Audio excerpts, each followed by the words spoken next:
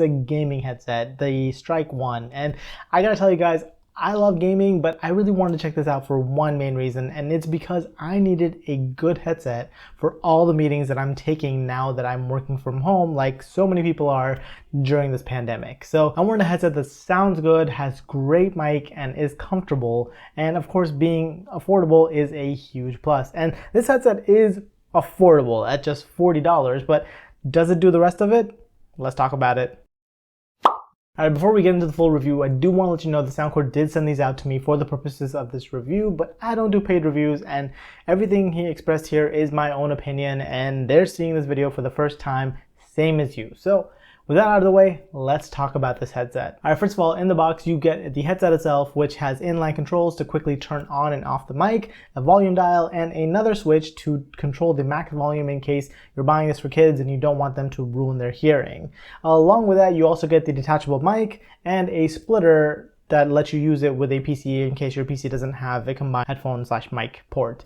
And that's all. It's pretty bare bones unboxing, though the box itself is huge because these don't fold at all, and they are a very large pair of headsets. Now, in terms of design, there's a couple things that I like and a couple things that I dislike about this headset. For one thing, I really dislike how bulky these headphones are. Like, I know that gaming headsets have a tendency to be huge, but these are just way too big. They're also not super light, so having these on for hours at a time can really strain your neck quite a bit. Which is a shame because I do appreciate things like the gel-infused ear pads, which help you keep your ears cool for long gaming sessions, but I can't take advantage of it because I don't want to wear them for that long period of time due to just the weight of it.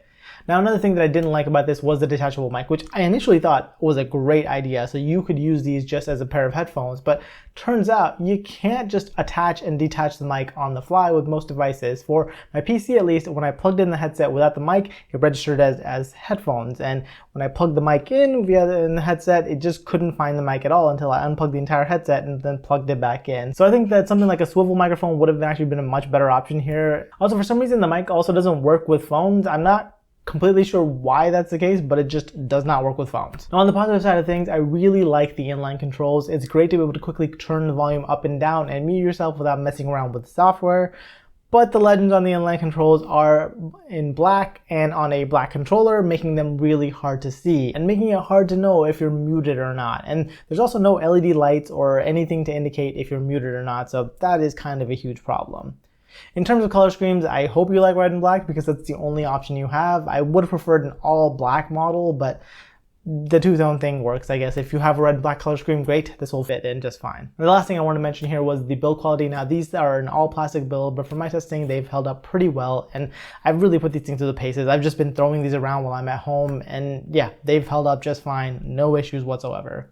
The cord for these headphones is braided, which is nice, but I would have preferred if the cord only came to one side of the headphones, so right now it comes to actually both of them. Would have preferred it was just one side, but yeah, once again, it is what it is. The padding on the ear cups, as I mentioned previously, is gel infused, so it feels pretty good and plush, but the padding on the top is a little bit less generous. For me, that's not a problem because I have a lot of hair, but for some of you out there who are more hair challenged, you might find it a little lacking. But finally, let's move on past the design to talk about the most important thing when it comes to gaming, the sound and the microphone. The sound quality on these headphones is really good. Soundcore is known for making some great sounding headphones, and these are no exception. They have really good highs and really great bass. For video games and most other media, these sound great.